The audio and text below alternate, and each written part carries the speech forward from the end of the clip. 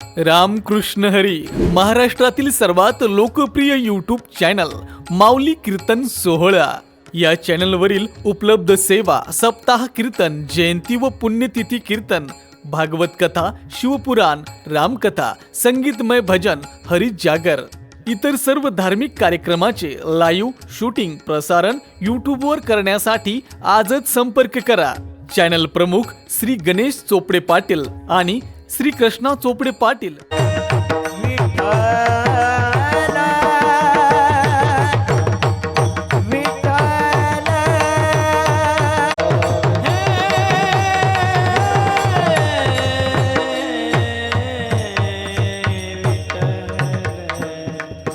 गावे गीत शुद्ध करोनिया चित्त, तुझ भावा आहे देव, तरी हा सुलभ उपाव प्रस्तुत। प्राप्त प्रसंगी कीर्तन रूपी सेवेकरिता निवडलेला अभंग भक्ती, ज्ञान, वैराग्य या तीन साधनींचा ज्यांच्या चरण कमलाशी त्रिवेणी संगम झाला असे वारकरी संप्रदायाच्या कलशस्थानी विराजमान असणारे संत हृदय सम्राट जगतमान्य जगद्गुरु श्री तुकोबाराय यांचा हा उपदेशपर प्रकरणातील 6 चरणाचा हा अभंग असून श्री तुकोबाराय प्रस्तुत अभंगातून भगवत प्राप्तीचे उपाय सांगतात। विठाला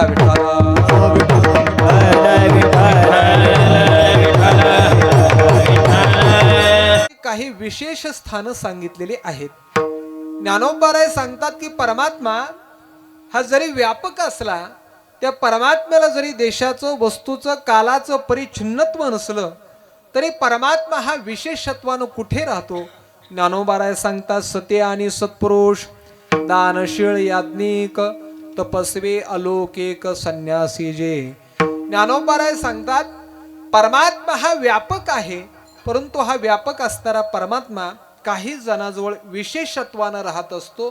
त्याचप्रमाणे भगवान परमात्म्याचं वास्तव्य हे महाराज संन्यासी महात्म्यांजवळ विशेषत्वानं ज्ञानोबाराय सांगतात आहे। विठाला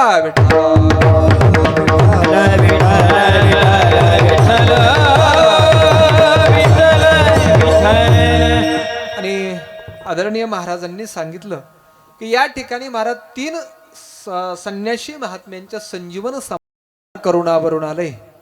अखिल भक्त निदान रुक्मिणी प्राण जगतोद्धारक भगवान श्री पंढरीनाथांच्या श्री रुक्मिणी मातेच्या कृपाशीर्वादाने मुक्त कैवल्य तेजोनिधी कैवल्य साम्राज्य चक्रवर्ती सम्राट विश्व माऊली ज्ञानोबाराय, वैराग्य राग ऋषी जगद्गुरु श्री तुकोबाराय, भक्त शिरोमणी श्री नामदेवराय, शांती ब्रह्म श्री एकनाथ महाराज, श्री संत निळोबाराय आदी करुण्या विश्वातील सकल साधू संतांच्या कृपाशीर्वादाने सद्गुरु श्री सजगिरी महाराज, सद्गुरु श्री हिरागिरी महाराज, सद्गुरु श्री रामगिरी महाराज या सर्व साधू संतांच्या कृपाशीर्वादाने या ठिकाणी आदरणीय सद्गुरु श्री नारायणगिरी महाराज यांच्या मार्गदर्शनाखाली सुरू असलेला हा अखंड हरिनाम सप्ताह आणि या सप्ताहातील आजची ही 6व्या दिवसाची कीर्तनरूपी सेवा समस्त ग्रामस्थ, आहेरवाडी, समस्त भजनी मंडळी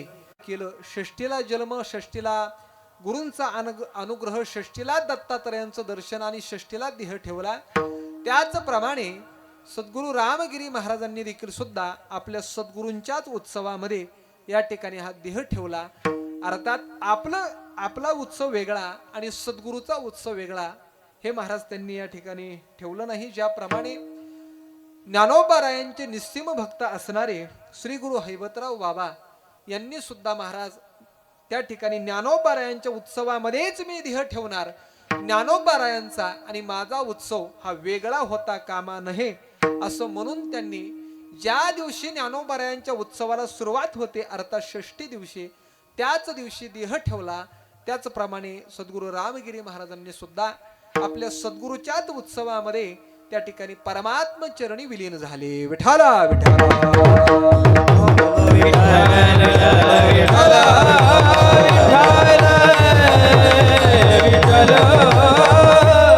आणि सर्वसामान्याचं जाणं आणि योगी पुरुषाचं जाणं हे विशेषत्वानं काही विलक्षण आहे। ज्ञानोबारायांनी ज्ञानेश्वरीच्या 8व्या अध्यायामध्ये 3 जणांचं महाराज मरण सांगितलेलं आहे. पहिला मरणाचा प्रकार सांगितला तो म्हणजे तुम्हा आम्हा सर्वसामान्य जीवाचा. दुसरा प्रकार सांगितला तो म्हणजे योगी पुरुषाचा. आणि तिसरा प्रकार सांगितला तो म्हणजे भगवत भक्त महात्म्याचा.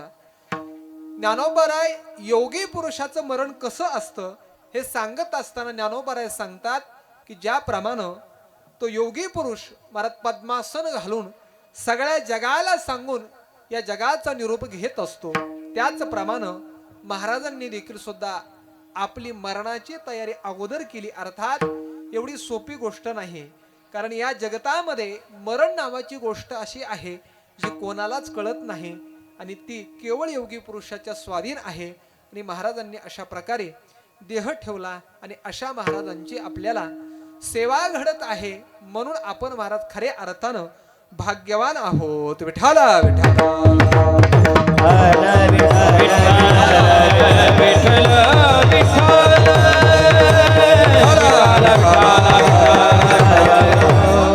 म्हणून सेवेकरिता निवडलेला अभंग श्री तुकोबारायांचा उपदेश पर प्रकरणातील 6 चरणाचा असून श्री तुकोबाराय प्रस्तुत अभंगातून भगवत प्राप्तीचे उपाय सांगतात. आपण जर या यच्च यावत जगताचं निरीक्षण केलं तर निरीक्षणाअंती आपल्या लक्षामध्ये येईल की या जगतामध्ये 3 प्रकारची लोक आहेत. तुकोबाराय सांगतात प्रकाराचे 3. तुका म्हणे केले जन, तुका म्हणे केले जन, तुका म्हणे केले जन, तुका म्हणे केले जन, तुका म्हणे केले जन, तुका म्हणे केले जन. हे प्रकाराचे 3. तुका म्हणे केले जन, तुका म्हणे केले जन, तुका म्हणे केले जन.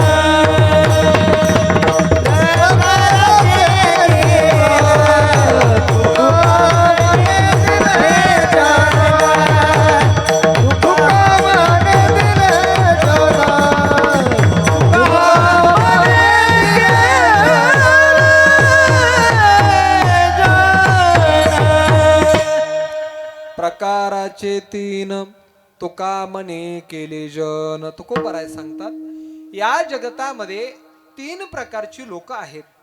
कारण महाराज हे जगत 3 गुणांपासून उत्पन्न झालेलं आहे. ते कोणते 3 गुण आहेत व कसे आहेत ज्ञानोबाराय वर्णन करतात. ऊर्ध्वं गच्छन्ते सत्वस्ता, मध्ये तिष्ठन्ते राजसाः, जगन्य गुणवृत्तिस्ता आदो गच्छन्ते तामसाः. एत सत्वते उत्तम, रजते मध्यम, तिही माझी तमसावी आधारे. ज्ञानोबाराय सांगतात या जगतामध्ये 3 प्रकारचे गुण आहेत. ऐका, पहिला गुण आहे सत्वगुण, दुसरा आहे रजोगुण आणि तिसरा आहे तमगुण. या 3 गुणाच्या मिश्रणातून हे जगत उत्पन्न झाल्यामुळे तुकोबाराय सांगतात या जगतामध्ये 3 प्रकारची लोक आहेत. ऐका, वर्ग पहिला जो देवालाच मानत नाही आणि ज्याला देवही नको आहे. वर्ग दुसरा जो देवाला मानतो परंतु ज्याला देव नको आहे. आणि वर्ग तिसरा जो देवालाही मानतो आणि ज्याला देवही पाहिजे. विठाला विठाला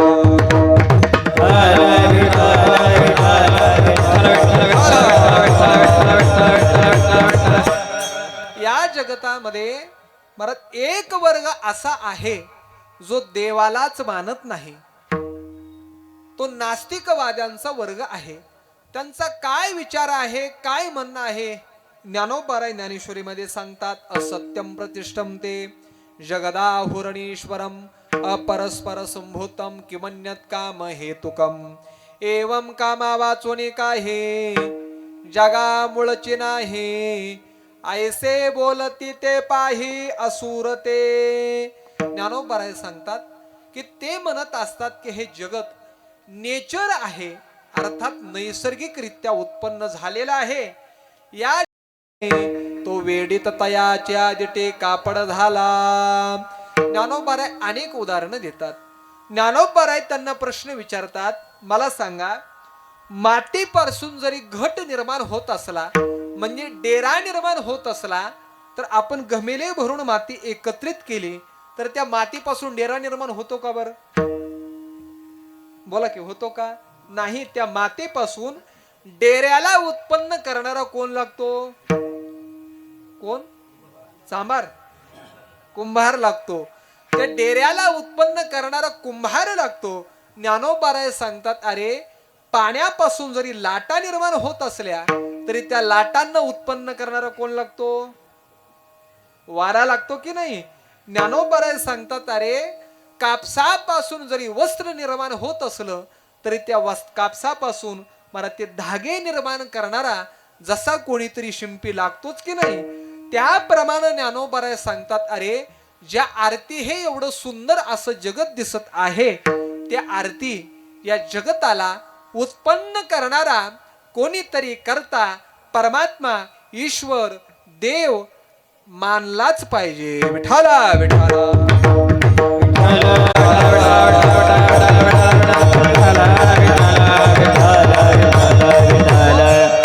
परंतु या जगतामध्ये एक असा वर्ग आहे जो महाराज देवच मानत नाही. आणि ऐका, वेदांत शास्त्राचा एक सिद्धांत आहे की ज्या आरती कार्य दिसतं त्या आरती कारण हे महाराज मानावंच लागतं. कार्य आहे आणि कारणच नाही असं कधीच घडू शकत नाही.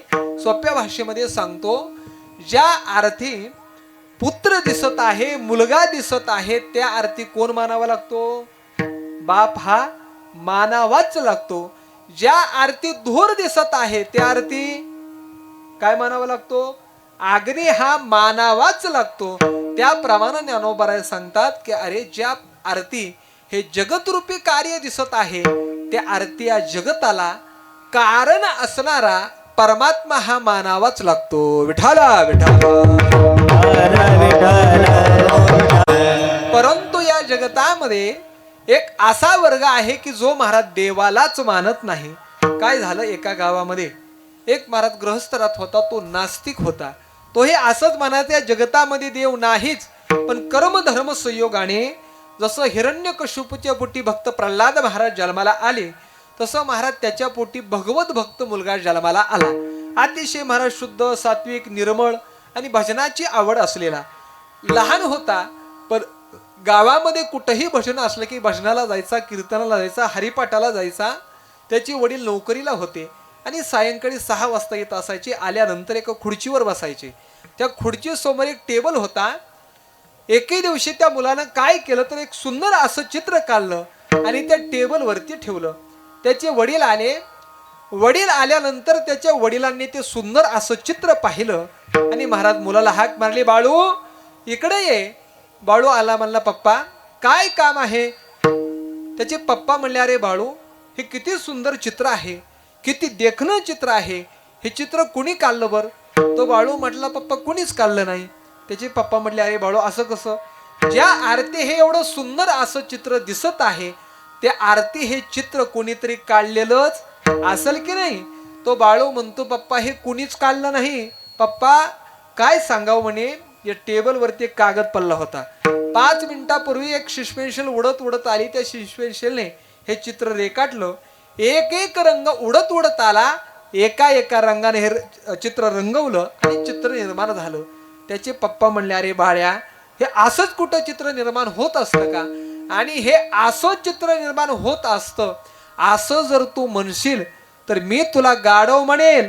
मग तो बाळू म्हणला, मग पप्पा हे जगत असंच निर्माण झालं असं जर तुम्ही म्हणत असाल तर मी तुम्हाला गाढवाचा बाप म्हणेल. विठाला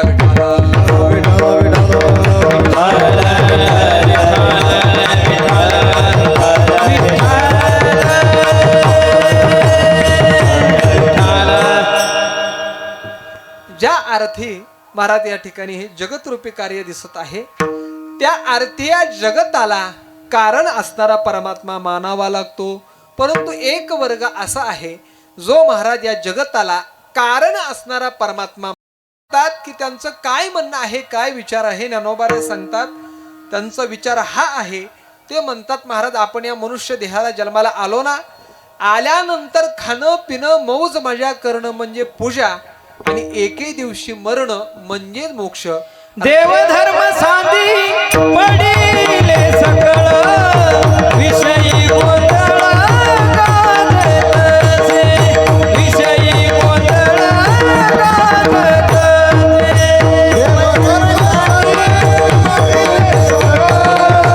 विषयी गोंधळ गाजतसे विषयी गोंधळ गाजतसे.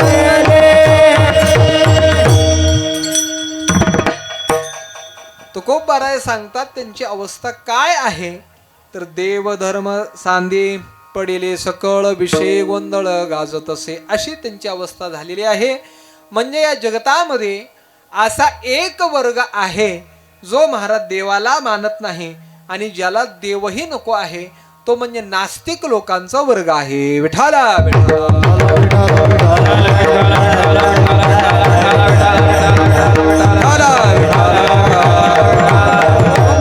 ऐका, या जगतामध्ये दुसरा वर्ग असा आहे जो देवाला मानतो परंतु ज्याला देव नको आहे तो म्हणजे विषयी लोकांचा वर्ग आहे.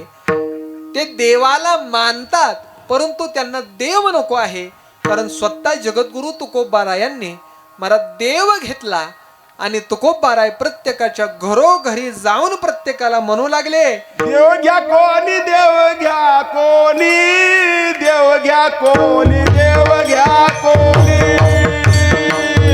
देव घ्या कोणी देव घ्या कोणी देव घ्या कोणी देव घ्या कोणी देव घ्या कोणी देव घ्या कोणी देव घ्या कोणी देव घ्या कोणी देव घ्या कोणी देव घ्या कोणी देव घ्या कोणी ऐकाला घर पुसोनी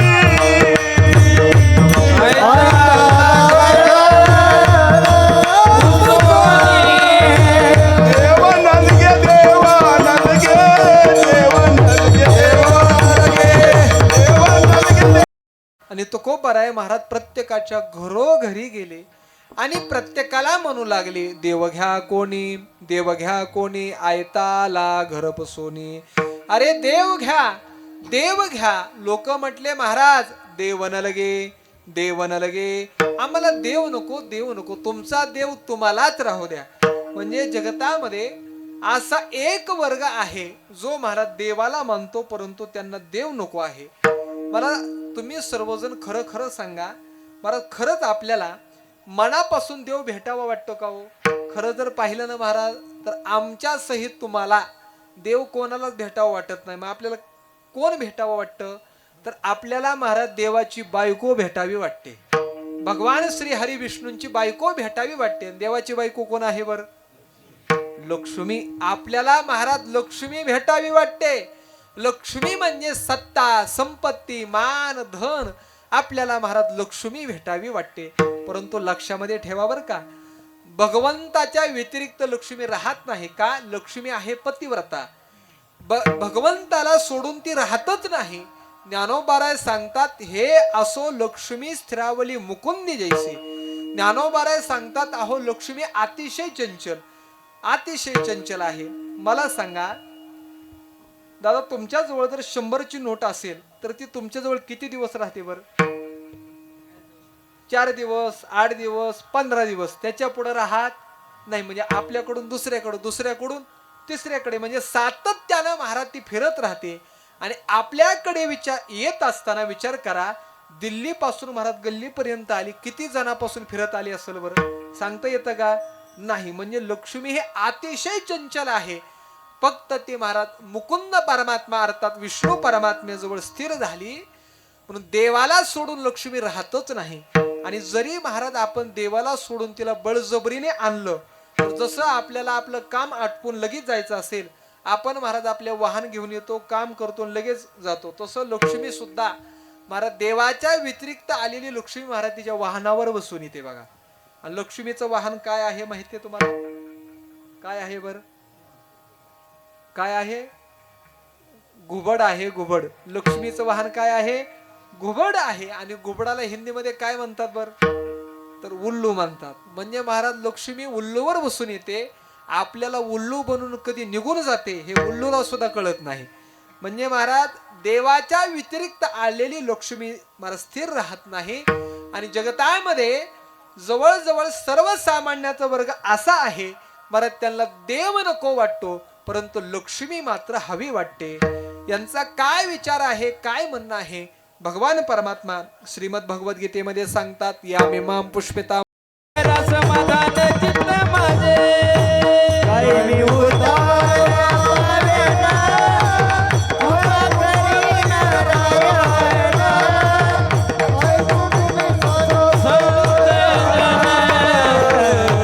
समाधान चित्त माझे.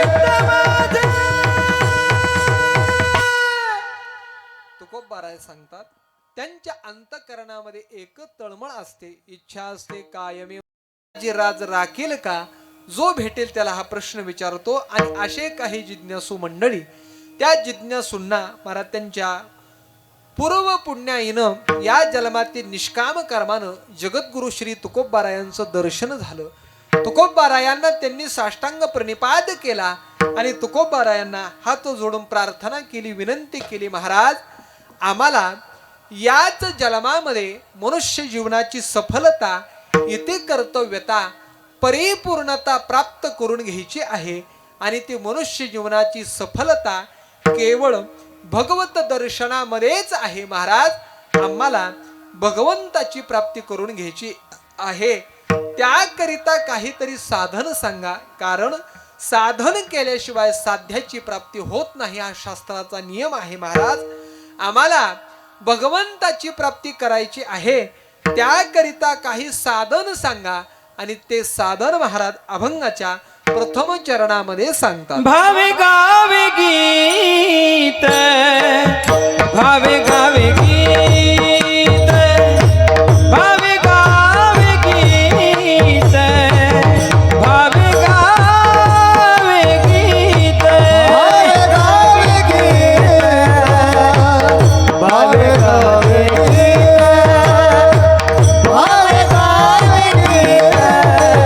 भावे गावे गीत, भावे गावे गीत, भावे गावे गीत, भावे गावे गीत, भावे गावे गीत, भावे गावे गीत, भावे गावे गीत, भावे गावे गीत,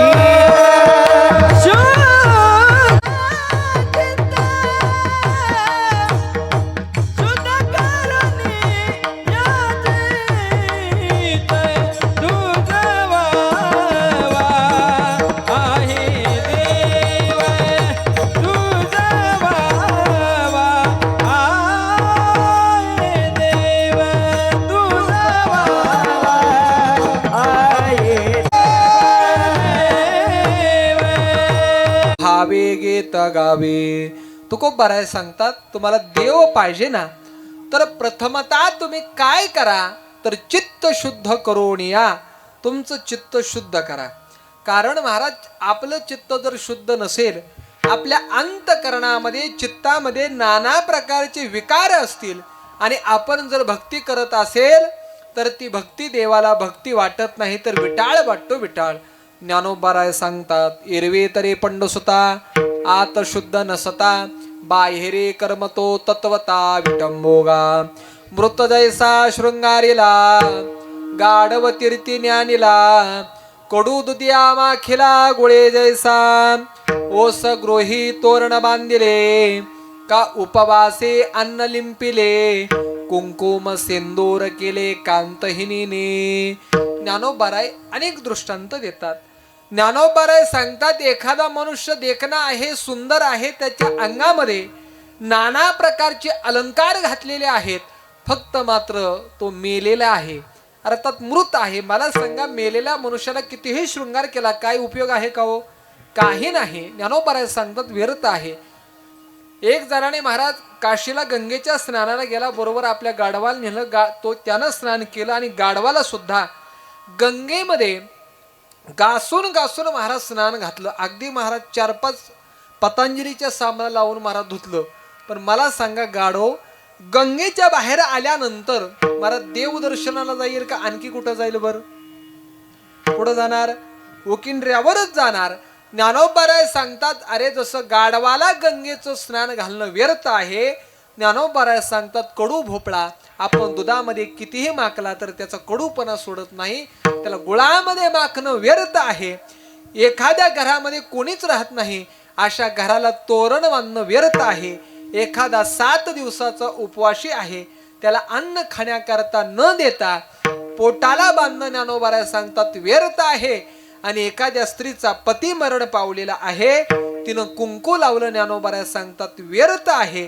त्याप्रमाणे ज्ञानोबाराय सांगतात आपलं अंतकरण जर शुद्ध नसेल, चित्त जर शुद्ध नसेल आणि आपण जर भक्ती करत असेल तर ते आपली भक्ती व्यर्थ आहे. विठाला विठाला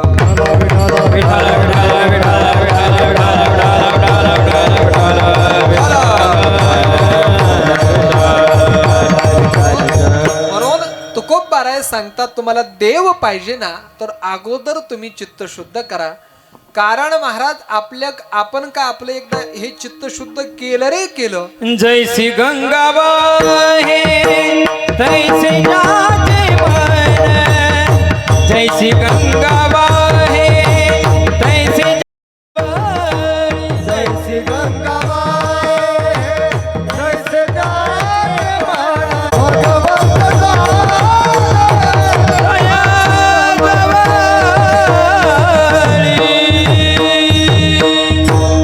महाराज सांगतात ज्याप्रमाणे गंगा अतिशय शुद्ध निर्मळ आहे, त्याप्रमाणे ज्याच्या अंतकरणातील महाराज विकार नाहीशे झालेले आहेत, भगवान परमात्मा प्रत्यक्ष त्याच्या जवळ वास्तव्याला राहतात.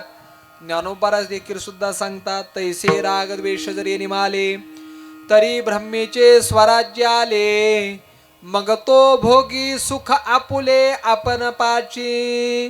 ज्ञानोबाराज सांगतात अहो आपण आपल्या अंतकरणातील काम क्रोधादी विकार नाहीशे केले ना, देवाला महाराज आणखी कुठं शोधायला जाण्याची गरज नाही, तो आपल्या जवळच आहे. परंतु ज्याप्रमाणे परत पाण्यावरती शेवाळ असेल तर महाराज पाणी तिथंच असतं, परंतु महाराज दिसत नाही. पावसाळ्याच्या दिवसामध्ये महाराज सूर्य आकाशामध्येच असतो, पण आभाळ आलं तर सूर्य महाराज दिसत नाही. ज्ञानोबाराय सांगतात जसं महाराज शेवाळ बाजूला सारलं की पाणी तिथंच आहे, आभाळ आकाशामध्ये आलेलं महाराज त्या ठिकाणी ढग बाजूला गेले की सूर्य जसा आकाशामध्ये आहेच, त्याप्रमाणे ज्ञानोबाराय सांगतात आपल्या अंतकरणामध्ये जे कामक्रोधादी विकार आहेत ना, आणि त्या कामक्रोधादी विकारांनी त्या परमात्मा स्वरूपावरती आवरण केलेलं आहे. ते कामक्रोधादी विकार आपण नाहीशे केले ना, देव महाराज आपल्या जवळच आहे. येवनी गोपाळ राये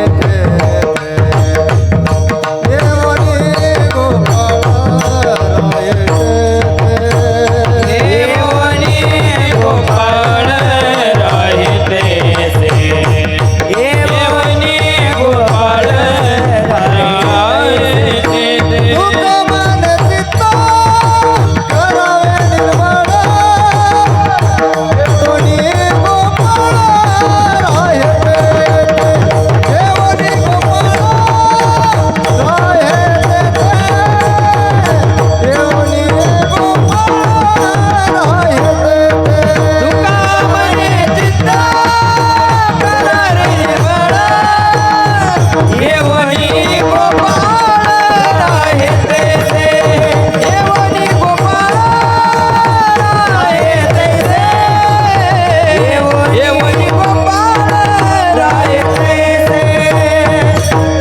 मळम येवनी गोपाळ राहे ते आपण महाराज आपलं चित्त निर्माण केलं रे केलं, देवाला बोलवावं लागत नाही, देव आपोआप येऊन राहतो.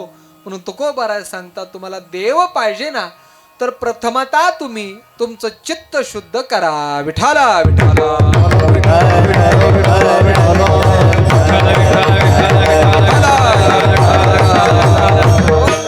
आणि चित्त शुद्ध करून काय करा तर चित्त शुद्ध करोनिया भावे गीत गावे.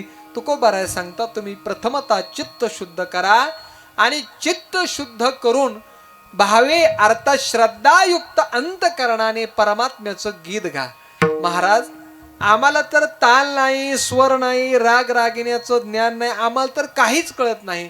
महाराज म्हटले तुला काही नको कळू दे, येईल तैसा बोल रामकृष्ण नये जरी तुझ मधुर उत्तर दितला स्वस्वर नाही देवे. नाही तया विन भुकेला विठ्ठल येईल तैसा बोल रामकृष्ण. तुकोबाराय सांगतात जसं तुला येईल तसं या ठिकाणी रामकृष्ण हरी मन. कारण परमात्म्याला मला दुसरं तिसरं काही लागत नाही. गिरीधर लाल तो भावका भुका राग कला जानत नाही तुका. परमात्मा महाराज तुमचा राग कला ताल स्वर काही पाहत नाही, पाहतो तो केवळ तुमचा भाव पाहतो. काही नलगे एक भावाची कारण, काही नलगे एक भावाची कारण, भावाची कारण, काही नलगे एक भावाची कारण, भावाची कारण, काही नलगे एक भावाची कारण, भावाची कारण. तुका मन्यान विठोबाची, तुका मन्यान विठोबाची. करता भरवारी दुरावची दुरी, दुरावची दुरी. करता भरवारी दुरावची दुरी, दुरावची दुरी. करता भरवारी दुरावची दुरी, दुरावची दुरी. करता भरवारी दुरावची दुरी, दुरावची दुरी. तुकोबाराय सांगतात परमात्म्याला भावाशिवाय दुसरं तिसरं काही लागत नाही. काही नलगे एक भावाचे कारण तुका मन्यान विठोबाची. महाराज सांगतात परमात्म्याला भावाशिवाय दुसरं तिसरं काही लागत नाही. ज्ञानोबाराय देखील सुद्धा सांगतात की ज्ञानोबा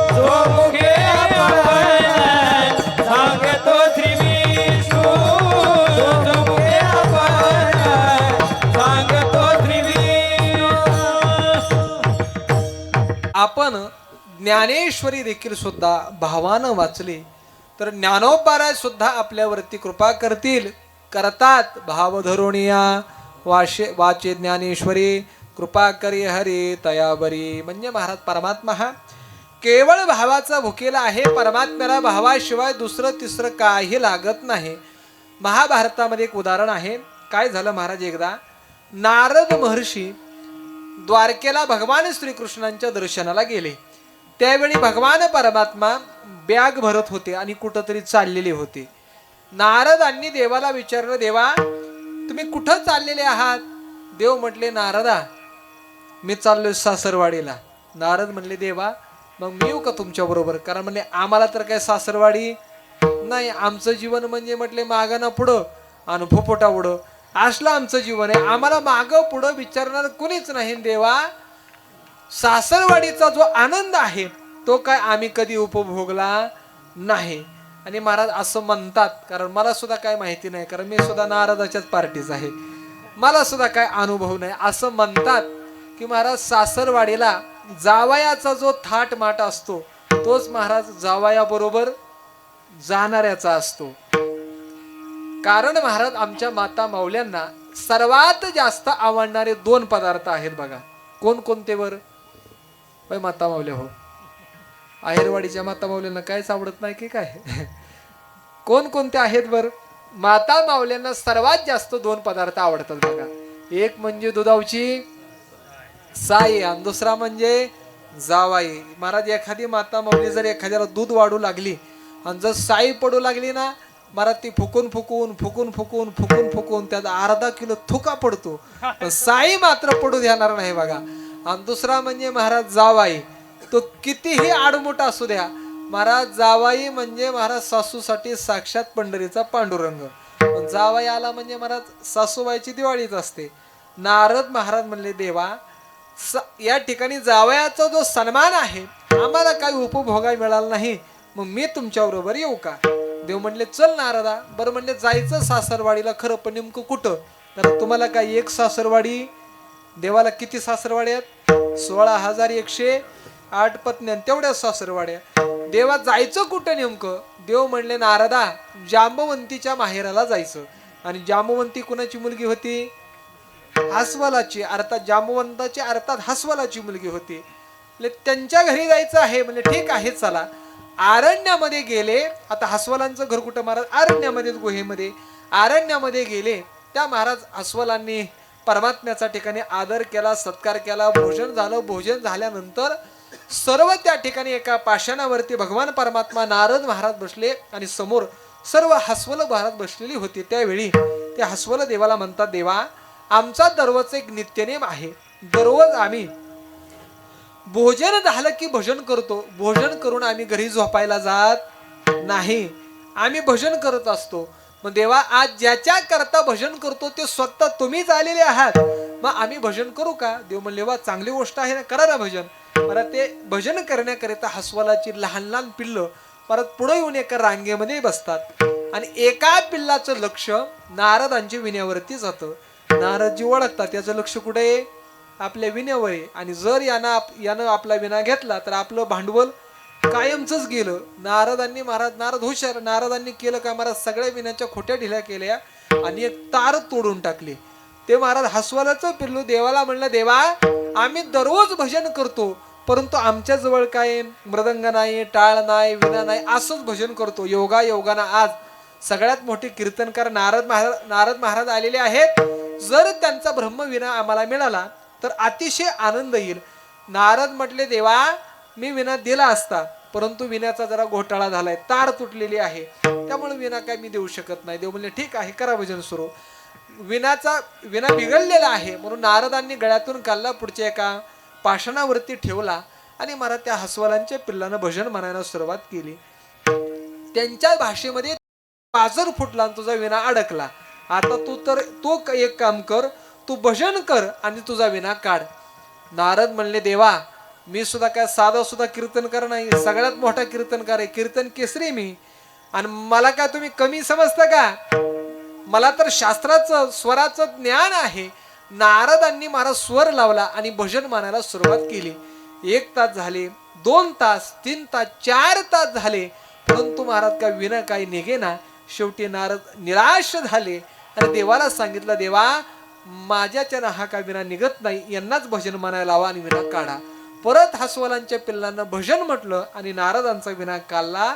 म्हणजे मला सांगा, देवाने महाराज त्या हसवलांचा ताल पाहिला, स्वर पाहिला, राग पाहिला का त्यांचा आवाज पाहिला? हो काही नाही पाहिला, तो केवळ भाव पाहिला. भाव बळे आकडे रवी ना कळे, भाव बळे आकडे रवी ना कळे, भाव बळे आकडे विना कळे, भाव बळे आकडे विना कळे.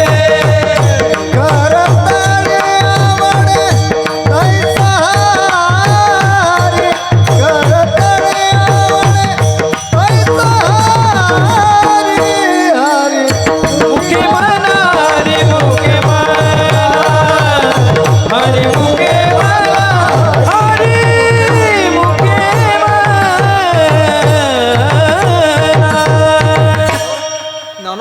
सांगतात परमात्मा हा केवळ भावाच्याच बळानं आकळता येतो. एरवी महाराज तो कशानेही आकळला जात नाही. परमात्मा पाहतो केवळ भाव प्रेम तुमची श्रद्धा पाहतो. दुसरं तिसरं काहीच परमात्मा पाहत नाही. महाभारतामध्ये आणखी एक उदाहरण आहे. 5 पांडव आहेत बघा, आणि त्या 5 पांडवांमध्ये एक महाराज पैलवान गडी. कोण बर? कोण? भीमदादा. भीमदादा महाराज पैलवान गडी, पैलवान, पण जरा महाराज आरदांड होते. ज्ञानोबाराय सांगतात वरी भीमसेनू बेथू तो झाला से ना तो. बेतू म्हणजे आरदांड, जरा आरदांड होते. परंतु महाराज त्या भीमदादाचे 2 गुण होते. त्याचे परिणाम असा झाला की महाराज त्या लाकडाला पालवी फुटली. राजानं पाहिलं. राजा म्हटला अरे वरण आण. भीमदादा म्हणले महाराज आकाशवाणीच्या बातम्या एकदाच असतात, परत नाही, आता संपलं वरण. म्हणजे भीमदादाचा पहिला गुण महाराज पाकशास्त्रात अतिशय हुशार. आणि दुसरा गुण असा होता की भीमदादाला महाराज भजनाची अतिशय आवड. परंतु भीमदादाचा गुण असा होता की भीमदादाचा आवाज म्हणजे महाराज गाढव ओरडल्यानंतर जसा आवाज निघतो तसा भीमाचा आवाज होता. परंतु महाराज भजनाची लय आवड. गावामध्ये महाराज कुठेही भजन असलं रे असलं, भीमदादा जाणार, नुसते जाणारच नाही, विना घेणार, पंचपती म्हणणार, दुसऱ्याला महाराज म्हणूनच देणार नाही. आता महाराज भजनांचा नाही इलाज व्हायचा, कारण हा पैलवान गडी, याला काय म्हणावं तर एका बुक्कीत ठ्याचा करेल.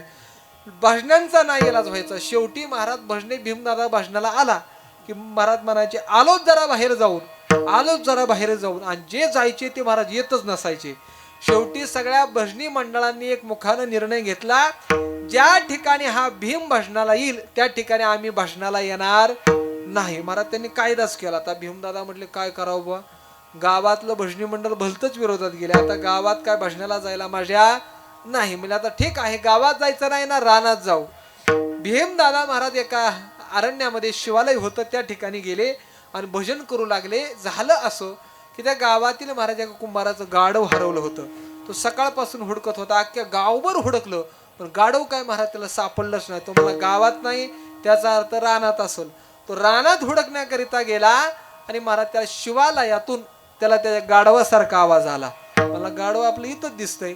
परत तो त्या ठिकाणी गेला आणि दरवाजाच्या आतमध्ये त्यानं डोकवलं आणि ते पाहिलं भीमानं. भीमदादा म्हणले अरे कोण आहे आणि का आतमध्ये डोकवलं?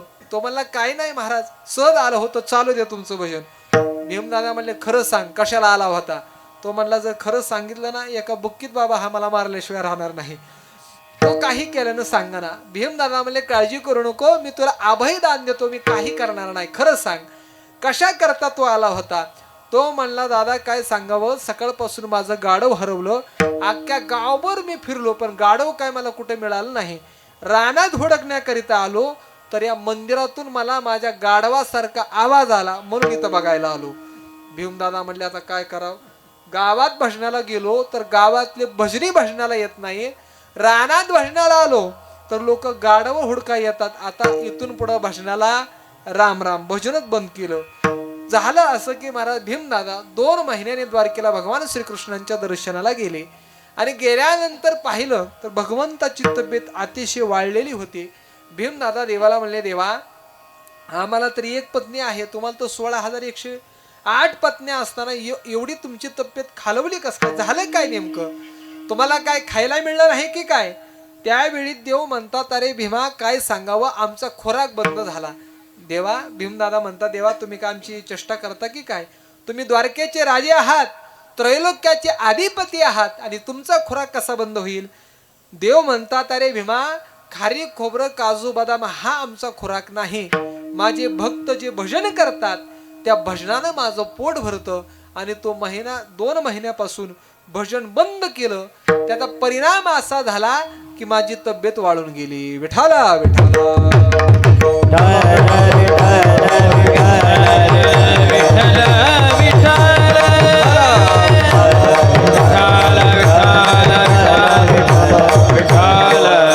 म्हणजे मला सांगा देवाने भीमाचा महाराज ताल पाहिला, स्वर पाहिला, राग पाहिला का काय पाहिलं? काही नाही पाहिला, तो केवळ भाव पाहिला. म्हणून तुकोबाराय सांगतात तुम्हाला देव पाहिजे ना तर प्रथमतः तुम्ही तुमचं अंतःकरण शुद्ध करा आणि शुद्ध अंतकरण करून श्रद्धायुक्त अंतकरणाने परमात्म्याचं गीत गा. महाराज तुम्ही गीत गायला सांगता, पण नेमकं कोणतं गीत गायचं? भावगीत, चित्रपट गीत का छायागीत? महाराज म्हटले यातलं कोणतंच गीत गायचं नाही. गायचं तर कोणतं? रामकृष्ण गीते गात, टाळ चिपळ्या वाजवेत, छंदे आपुल्या नाचत, निज घेऊनी फिरत गा. किंवा ज्ञानोबा सांगतात, कृष्ण विष्णू हरी गोविंद या नामाचे निखळ प्रबंध, माझी आत्मचर्चा विशोध उदंड गाती. ज्ञानोबा सांगतात परमात्म्याचं अखंड नाम घेणे म्हणजे परमात्म्याचं गीत गाणं आहे. म्हणून तुकोबाराय सांगतात तुम्हाला देव पाहिजे ना, तर तुम्ही शुद्ध अंतकरण करून श्रद्धायुक्त अंतकरणाने परमात्म्याचं गीत गा, अर्थात नाम घ्या, परमात्म्याचे चिंतन करा. आणि तुकोबाराय सांगतात की हाच मी तुम्हाला सर्वात सोपा सुलभ उपाय परमात्म्याच्या प्राप्तीचा सांगितलेला आहे. अभंगाच्या दुसऱ्या चरणात तुझ भाव आहे देव, तुझ भाव आहे देव, तुझ भाव आहे देव, तुझ भाव आहे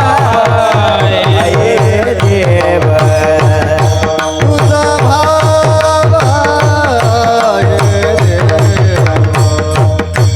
तुझ भाव आहे देव. तुझ भाव आहे भाऊ पाया तुला भाऊ पाया, तुझ भाव आहे देव, तुझ भाव आहे देव. हरी हा तुझा भाऊ पाव, हरी हा तुझा भाऊ पाव, तुझा भाव आहे देव, तुझा भाव आहे देव. तुझ भाव आहे देवा, हरी हा तुला भाऊ पाया, हरी हा तुला भाऊ पाया, हरी हा तुला भाऊ पाया. तुझ भाव आहे देव, हरी हा तुला भाऊ पाव, हरी हा तुला भाऊ पाव, हरी हा तुला भाऊ पाव. बराय अभंगाच्या दुसऱ्या चरणामध्ये सांगतात की मी जो हा तुम्हाला परमात्म प्राप्तीचा उपाय सांगितलेला आहे की अंतकरण शुद्ध करून श्रद्धायुक्त अंतकरणाने परमात्म्याचं गीत गा.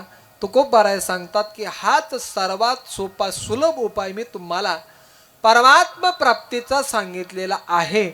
कारण महाराज युग परत्वे परमात्म प्राप्तीची वेगवेगळी साधनं शास्त्रानं सांगितलेली आहेत.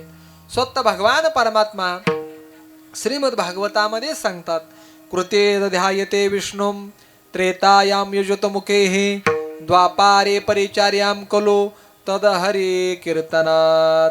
परमात्मा सांगतात, हे उद्धवा, कृतयुगामध्ये माझी प्राप्ती ही ध्यानाच्या द्वारा अर्थात तपाच्या द्वारा होती.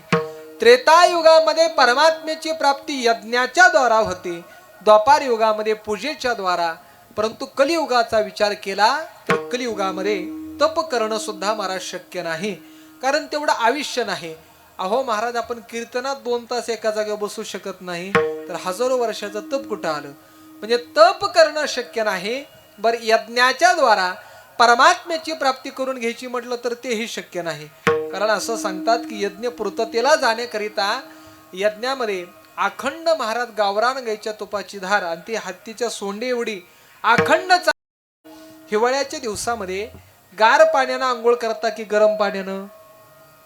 गरम पाण्यानं. नुसतं गरम नाही, गरम गरम पाण्यानं आंघोळ आपण करतो. देवाला गार पाणी. मला सांगा महाराज, आपण जर स्वतःला खायचं असेल तर महाराज किती चपात्या किती पोळ्या खातो बरं? सण असला तर महाराज 3-4 पोळ्या तर सहज खातो. आणि माता माऊल्या, हो मला सांगा, देवाला जर नैवेद्य दाखवायचा असेल तर केवढा नैवेद्य तुम्ही भरता, केवढा दाखवता? अगदी महाराज तळ हातावर बसल एवढा नैवेद्य असतो बघा. त्याच्यावर भाज्याचा तुकडा, भातवडीचा तुकडा, गुळवण्याचा, आमटीचा शिंतोडा. आता महाराज देव भावाचा भुकेला आहे ही वेगळी गोष्ट आहे, पण पूजेचं हे शास्त्र आहे. यथा देहे तथा देवे, म्हणजे तशी देखील आपल्याला पूजा देखील सुद्धा जमत नाही. म्हणून महाराज पूजेच्या द्वाराही आपण पूजा देखील आपली सुद्धा यथासांग होत नाही. म्हणून या कलियुगामध्ये महाराज कलोत हरी कलियुग माझी करावे कीर्तन, कलियुग माझी करावे कीर्तन, कलियुग माझी करावे कीर्तन, कलियुग माझी करावे कीर्तन. हे नारायण जैल बेटी, हे नारायण जैल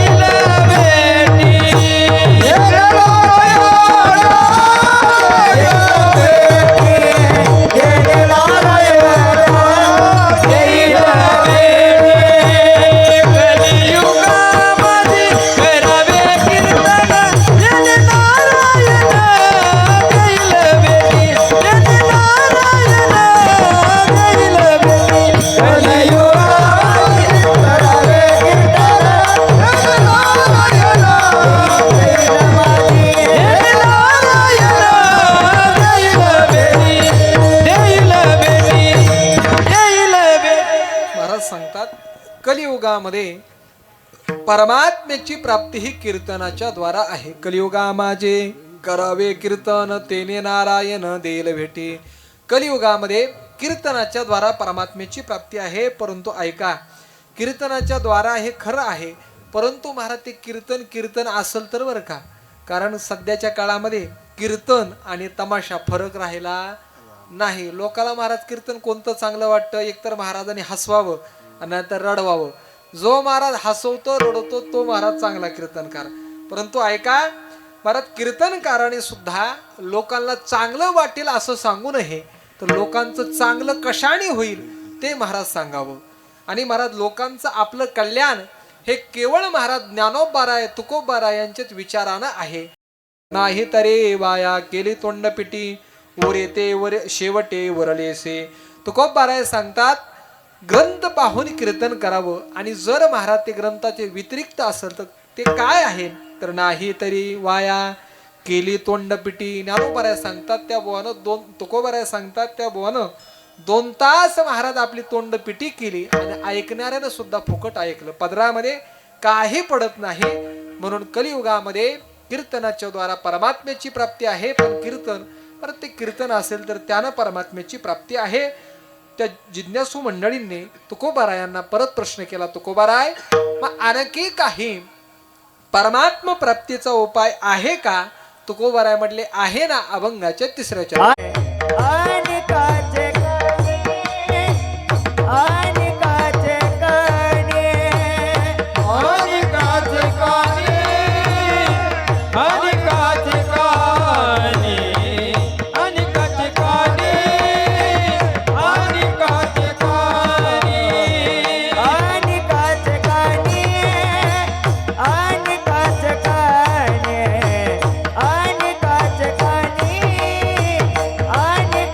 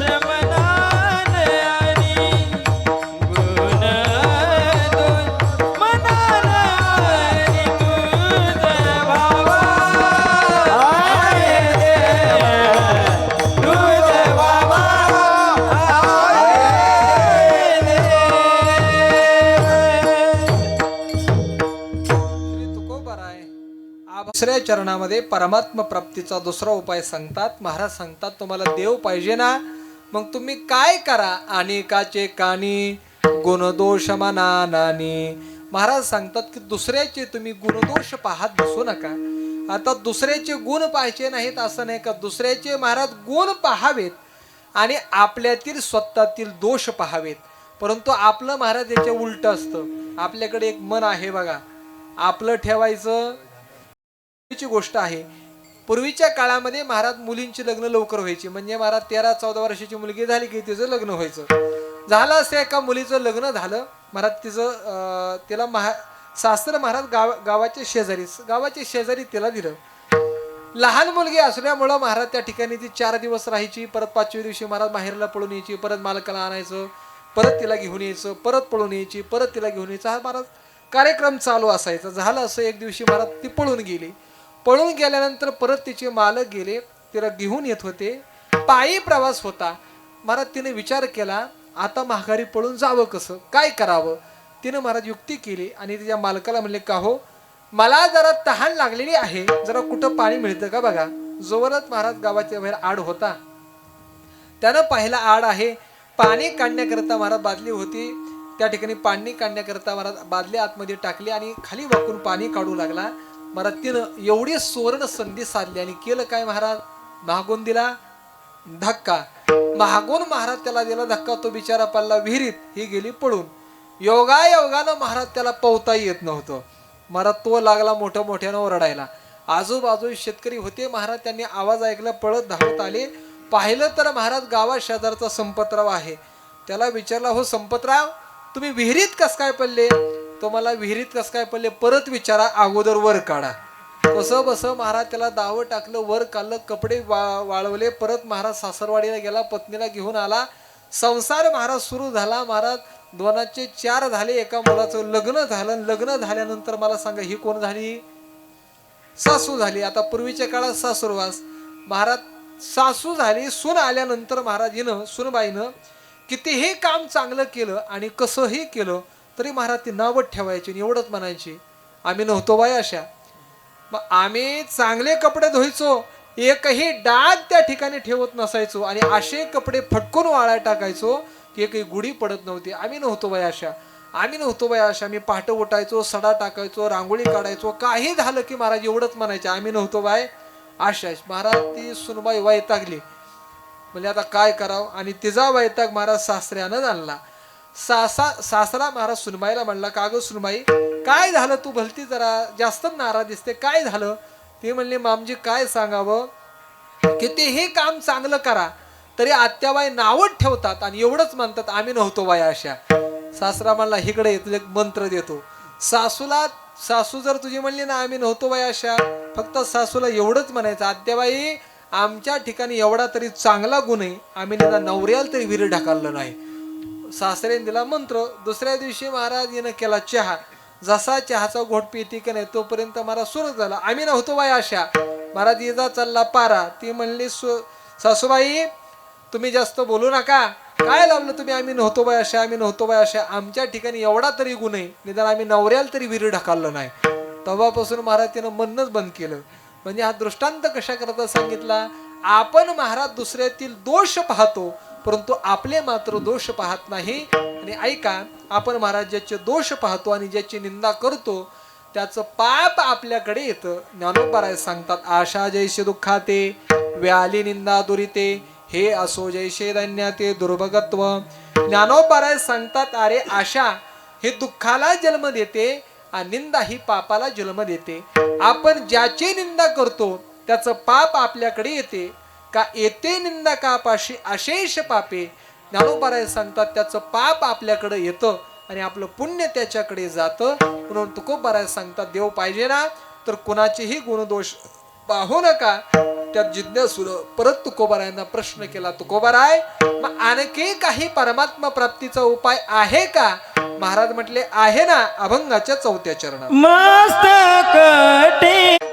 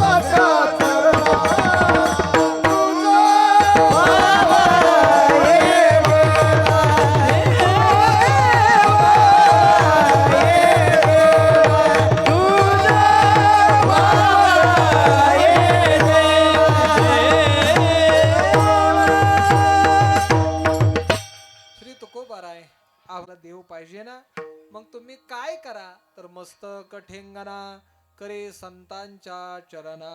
महाराज सांगतात की भाग्य योगाने जर तुम्हाला संत प्राप्त झाले तर त्या संतांच्या चरणावरती मस्तक ठेवा. हरि प्राप्ती शिव पाय, हरि प्राप्ती शिव पाय, हरि प्राप्ति शिव पाया, हरि प्राप्ति शिव पाया. धरावे संतांचे ते पाय, धरावे संतांचे पाय, संतांचे ते पाय, धरावे संतांचे पाय. प्राप्ती शिव पाय. तेने साधती साधने, तेने साधती साधने, तेने साधती साधने. महाराज सांगतात की आपल्याला जर भगवंताची प्राप्ती करून घ्यायची असेल तर त्याकरिता आपण संतांची शरणागती पत्करावी. हरिप्राप्ते शिवपाय, धरावे संताचे ते पाय. संतांचे महाराज आपण पाय पकडले ना परमात्मा आपोआप प्राप्त होतो. म्हणून महाराज सांगतात भाग्य योगाने तुम्हाला संत भेटले तर त्यांच्या पायावर नतमस्तक व्हा. परंतु काही माणसं महाराज एवढे ताट असतात.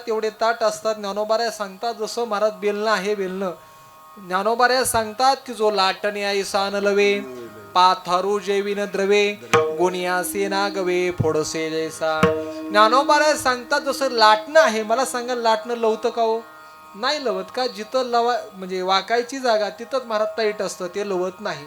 तसं ज्ञानोबाऱ्या सांगतात काही माणसं असतात परंतु मनुष्यानं संत चरणावरती मात्र विनम्र त्या ठिकाणी राहावं, त्यांच्या चरणावरती वाकावं. कारण महाराज आपण नुसती देवाची सेवा करत असेल आणि संतांची सेवा करत नसेल तर महाराज ती देवाला सेवा वाटत नाही तर अवघा भार वाटतो. अवघा भार वाटे देवा संत सेवा न घडता. म्हणून आपण देवाची सेवा केली तर महाराज केवळ दृष्ट फळ प्राप्त होतं, परंतु संत सेवेतून दृष्ट आणि अदृष्ट अशी दोन्ही फळ प्राप्त होतात. अर्थात संत सेवा ही संत सेवेचंही फळ प्राप्त होतं आणि देव सेवेचंही फळ प्राप्त होतं. म्हणून तुकोबाराय सांगतात भाग्य योगाने संत प्राप्त झाले तर त्यांच्या चरणावरती नतमस्तक व्हा. त्या जिज्ञासून परत प्रश्न केला, महाराज आणखी काही परमात्मा प्राप्तीचा उपाय आहे का? महाराज म्हटले आहे ना. विचिते वचन, विचिते वचन, विचिते वचन,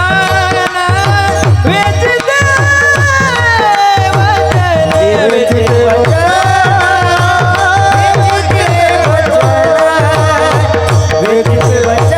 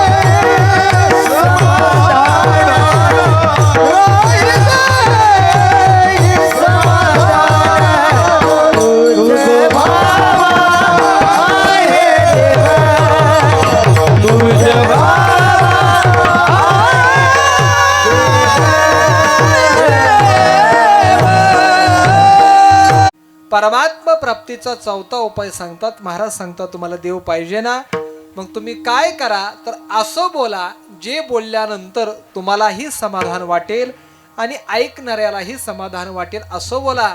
कसं बोला? ज्ञानोबाऱ्या सुद्धा सांगतात की तैसे साचा नेमवाळ मितले आणि रसाळ शब्द जैसे कल्लोळ अमृताचे ज्ञानोबराय सांगतात साच मवाळ मितलं रसाळ बोला.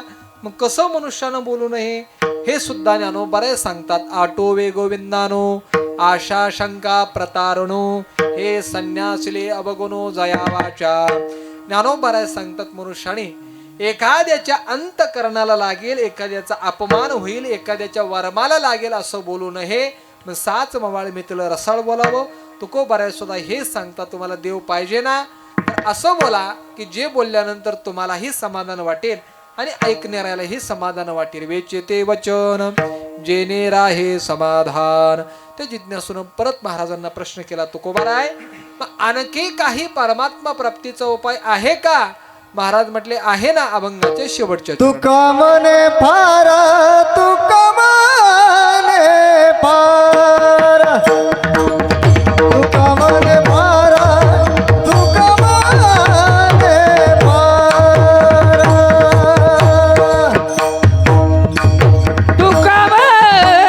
म्हणे तुका मने फार तुका मने फार तुका मने फार तुका मने फार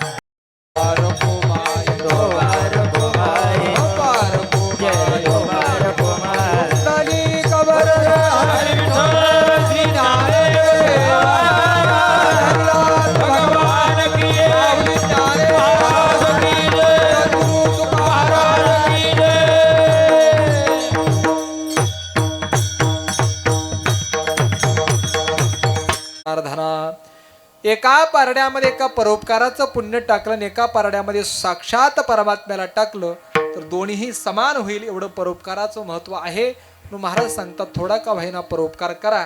कारण महाराज आपण स्वतः करता कितीही जगलो तर महाराज त्याला काही किंमत नाही. जे दुसऱ्या करता जगतात महाराज ते देहाने गेले तर कीर्ती रूपाने शिल्लक राहतात. पण स्वतः करता स्वार्थ करता जगतात ते मरून जगून सुद्धा मेल्याप्रमाणे असतात.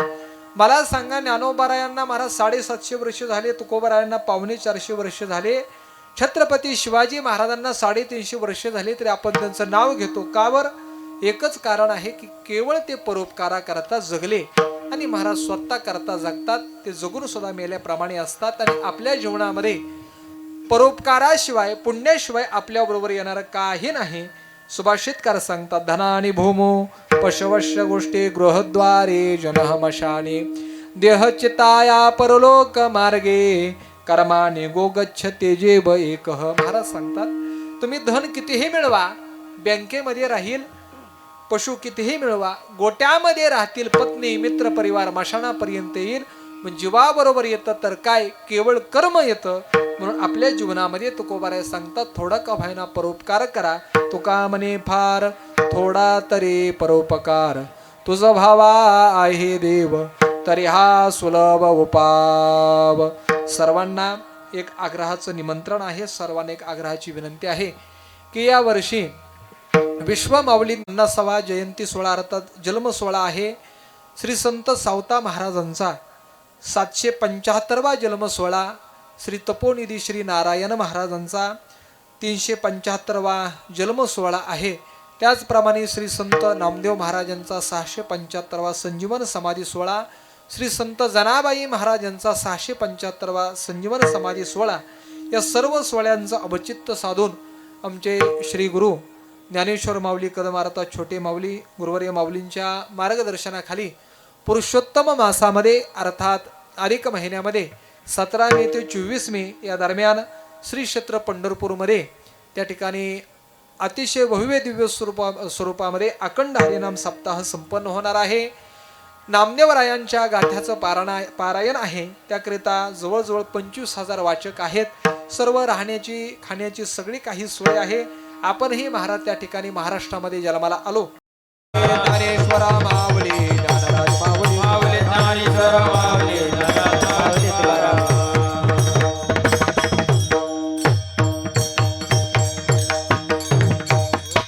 आपले पावन सद्गुरु श्री सजगीर महाराज, सद्गुरु श्री हिरागिरी महाराज, सद्गुरु श्री रामगिरी महाराज यांच्या संजीवन समाधीने पावन पुणे झालेल्या आपल्या अहिरवाडी गावामध्ये सालाबाद प्रमाणे सुरू असलेला हा अखंड हरिनाम सप्ताह आणि या सप्ताहातील आजची ही 6व्या दिवसाची सेवा समस्त सप्ताह कमिटी मंडळी सर्व या कार्यक्रमाचे आयोजक नियोजक संयोजक यांच्याद्वारा त्याचप्रमाणे आदरणीय या ठिकाणी आजचे ज्यांचं सौजन्य आहे असे गोपाळ किसनराव मोरे यांच्याद्वारा या ठिकाणी सेवा प्राप्त झाली.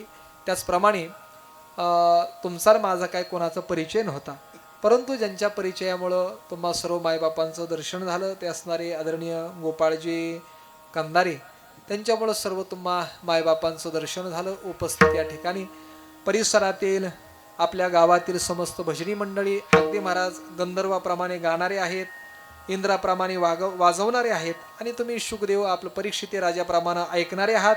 फक्त शुकदेव मात्र सांगणारा नाही. म्हणून या ठिकाणी झालेली सेवा भगवान श्री पंढरीनाथांच्या, श्री ज्ञानोबारायांच्या, श्री तुकोबारायांच्या, स्वानंद सुखनिवासी सद्गुरू श्री जोग महाराज, सद्गुरू श्री सखाराम बाबा महाराजांच्या चरणी समर्पित करतो. योगायोग असा आहे, दुसरं एक सांगतो, योगायोग असा आहे की मी ज्यांची सेवा करतो म्हणजे ज्या ठिकाणी मी सेवेधारी म्हणून आहे किंवा ज्यांची मी गादी चालवतो तिथं सुद्धा महाराज 3 संजीवन समाध्या आहेत. एक आमचे सद्गुरू श्री सखाराम बाबा महाराज, सद्गुरू श्री कुशागिरी बाबा महाराज आणि सद्गुरू श्री हिरागिरी बाबा महाराज.